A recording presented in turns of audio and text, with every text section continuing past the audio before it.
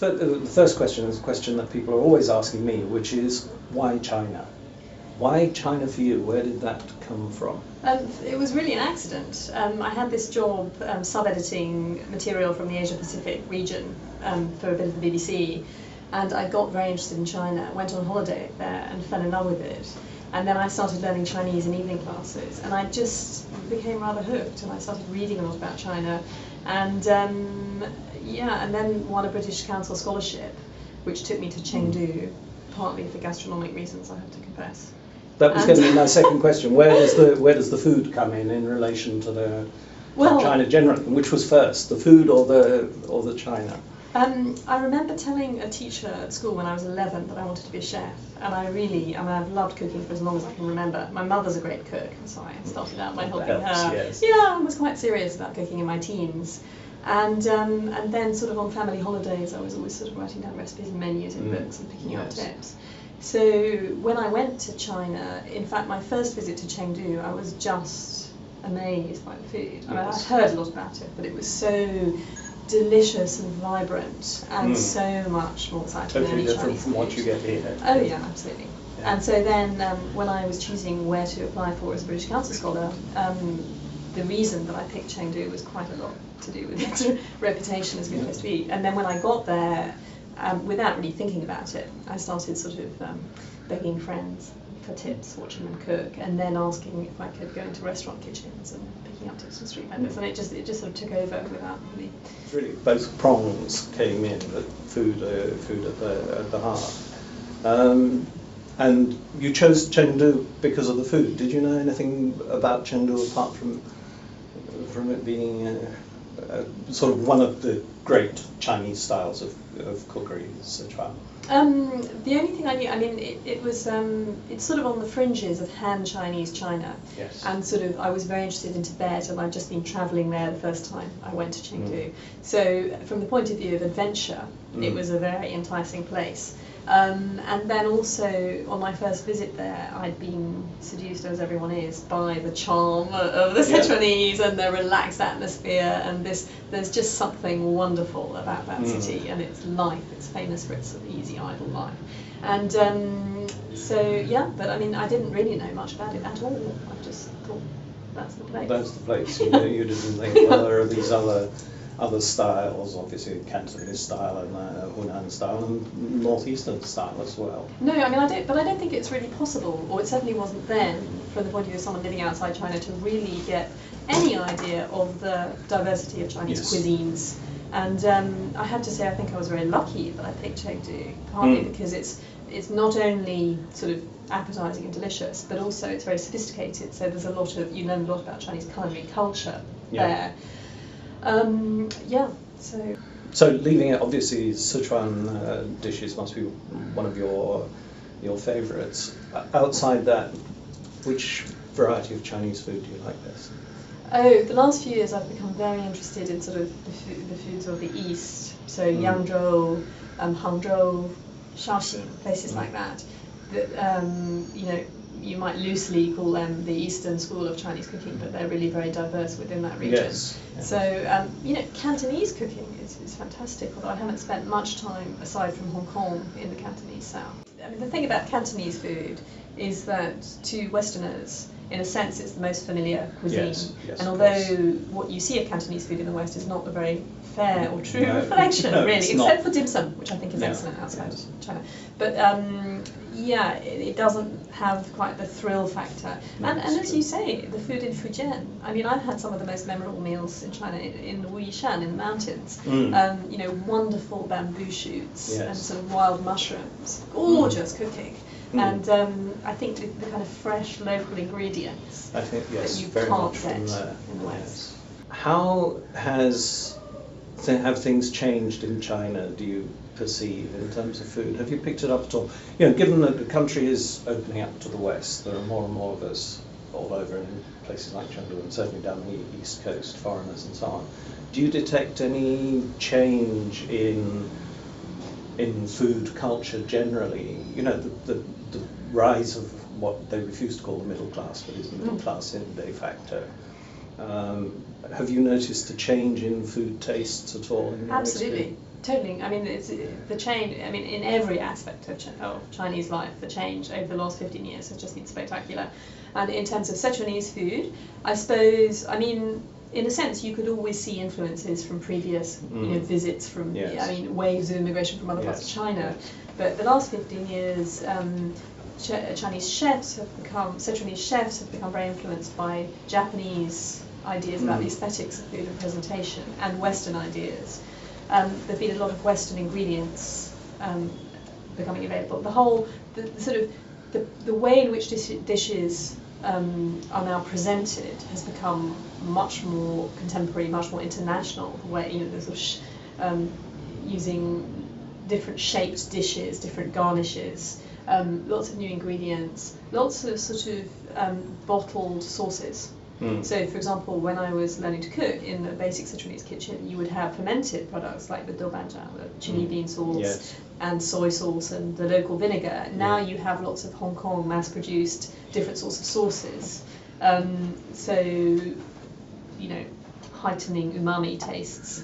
Also, jijing, the chicken essence, which is a sort of way of making instant chicken stock. So you get these very intense flavours and colours, which to my mind are less appealing than the sort of cooking that I remember. And then also I think there's been an even greater blurring of regional boundaries, because quite apart from China opening to the West, there's so much more mobility. There are people sort of working all over China. There are restaurants, regional restaurants, chain restaurants with branches in many different cities. And so, I mean, just to take one example, that the Hunanese pickle, duolajiao, the chopped salted chilies, which was, I don't think, known at all in Chengdu when I first lived there, is now sort of one of the flavours used to cook lots of dishes. And the other question that I'm interested thinking about often is the Chinese attitude towards Western food. Well, when I first lived there, it was extremely negative. And there's one thing that I think I've written about, very funny, when I was at the cooking school. One of my fellow students, this young Sichuanese guy, said to me, I don't like Western food. So I said, well, what Western food have you tried? And he said he'd been to KFC once, didn't like it. So he didn't like Western food. And that was really typical of, that most people had not had any chance. Like I remember inviting a Sichuanese friend out to lunch in a hotel to give her a taste of what one might call Western food, and she'd never used a knife and fork before. And there weren't any supermarkets then selling Western things, and so really the only place you could try it was in hotels, and of course few people had the chance to travel. And then when I tried cooking Western things for Chinese friends, they found them utterly boring. By Sichuanese standards, the idea of having sort of a main meat dish and a couple of vegetable dishes just so dull. And also there's one occasion I made a sort of roast beef with roast potatoes and things, and they didn't really want to eat the beef without chili. They wanted to have rice afterwards. I made an apple crumble, which they then ate with more beef afterwards, because of course there's no distinction. I never forget somebody having Madeira cake and fried fish on the same plate. Well, one thing that fascinates me, staying in Asian hotels actually, is watching people at breakfast buffets. They make up what they consider a reasonable meal, and it's very different depending on where you come from. We have in Xiamen, there are 2 or 3 chains which I think are Taiwanese origin, because of course Xiamen is right across the strait from Taiwan. There's a very big population of people of Taiwan origin living and working in Xiamen. And of course they share the same dialect, the same cultural background and so on, so the contacts are big. And so there are 2 or 3 chains of Taiwanese coffee shops or restaurants which claim to do Western food. So occasionally my friends will say, do you want to go for a Western meal? And I have to say to them, well, if you're talking about Shanghai Cafe or Haukelai or wherever it is, no thank you, that is not Western food. It sort of reminds me of the number of people one meets on the language side who mangle English and say, but this is how we say it in China.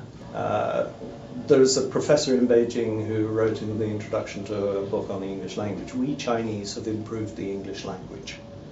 Right. And I just wonder if that goes a little bit into the way they will manipulate our dishes. Well, why shouldn't they? We do a lot of fusion cooking. Oh, absolutely. And, I mean, I think of all cuisines that is consistently has been underrated in the West, it's Chinese, and I think the chef of El Bulli in near Barcelona is about the only Western chef who has expressed anything like the sort of understanding of Chinese food that one would hope that someone of would have. That China has such a rich and extraordinary cuisine, and I think that when it comes to arrogance, I'd say I'm more struck by how dismissive a lot of Westerners have been of Chinese cooking than the other way around. Yeah. But that I think in the West people have often thought that well, not even arrogantly, they just thought that Chinese is just about stir frying, or it's just about Cantonese, and it's just it is a rich and extraordinary culture. So yeah. You've got a book coming out in sometime in the not too distant future.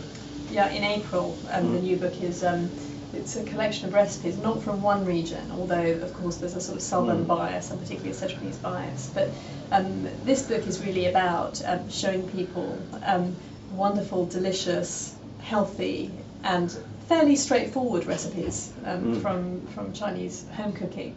So choosing recipes without very complicated methods, but where the flavours are extraordinary. Because I think that there are a couple of misconceptions that are very widespread about Chinese food. One is that it's always very complicated and difficult, but of course Chinese food at one level is what people in China just eat every day. Yes. And so rustling up a few quick dishes for supper, if you have a few seasonings in your larder, is very easy and very satisfying and delicious. Yes. You use up odds and ends and make them into a feast. Yes. So it's sort of that kind of cooking. And the other misconception is that Chinese food is unhealthy, because I think a lot of restaurant cooking tends to be heavy on the oil, a lot of deep frying and so on. And of course, Westerners love these things and love fried rice and love deep fried things, but you wouldn't want to eat it every day. And so I'm hoping to sort of show people the side of Chinese cooking in which vegetables are really at the centre and meat is used in small amounts, either one dish among a selection of vegetable dishes or small amounts to flavour the vegetables. And I have to say that testing the recipes for this book has been so lovely, because it's just the best kind of food to live on, So, and China is one of the great vegetable food cultures of the world, and very little of that is reflected outside China. It's partly, of course, because some vegetables are not available, although increasingly in a city like London you have lots of fresh vegetables. Many of them can be grown here, and I hope more and more will be, because if you think of things like, in the West, everyone, onions, spring onions and garlic, but garlic stems, Chinese chives, flowering chives, these things, they're very, very good for you. Utterly delicious, and they grow like crazy in many different climates. Yes. Yeah. So I hope that this book will sort of inspire people to look on Chinese food differently, and also to use some of the flavouring techniques to cook vegetables that are available to them locally. So there are some different kinds of greens. Some Chinese methods you can use to cook all kinds of cabbages. Yes. Not just the ones that you get in China. Yes. The other thing about just talking about the Chinese way of eating that I find very contemporary, apart from the idea, you'll find that an awful lot of Western chefs now are writing about using meat more responsibly, eating less meat and eating more vegetables. So I think that right now we have a lot to learn from the Chinese tradition, because this is how it really works. But also just that there are so many people who don't want to eat dairy products for whatever reason, or can't eat wheat, whatever. And I find that with Chinese cooking, an awful lot of dishes, there's no dairy in most Chinese cooking anyway. Yes. Wheat in very few things if you're not having noodles. And also the way that you eat, with a selection of shared dishes and then rice or whatever, you can please everyone. So I've had dinner parties where somebody doesn't eat pork, a couple of people are vegetarians, and you can make everyone happy with the same meal just by planning a menu carefully. And some people might not have certain dishes, but It's like Well, this great is, for a group. This is what I say to my friends in China when we go out to dinner and they're ordering the menu, and some of them want something that they all know I don't like, and I say to them, it doesn't matter. Look, there's going to be 10 other dishes that I do. The fact that I don't like one and you do means you order it. We don't have to, as it were, plan the whole meal so that everybody gets exactly the same thing, and it has to be something they all like. No, I think it's a wonderful way of eating. And also it's completely elastic, because you can cater for a certain number of people, and if you suddenly have an extra guest, you just cook more rice and everyone has a bit less of the dishes, or you add another dish, rustle up something quickly. Yes. So it's very easy in that way. I'm always very amused with Chinese friends who come over here for the first time and you take them out to a restaurant.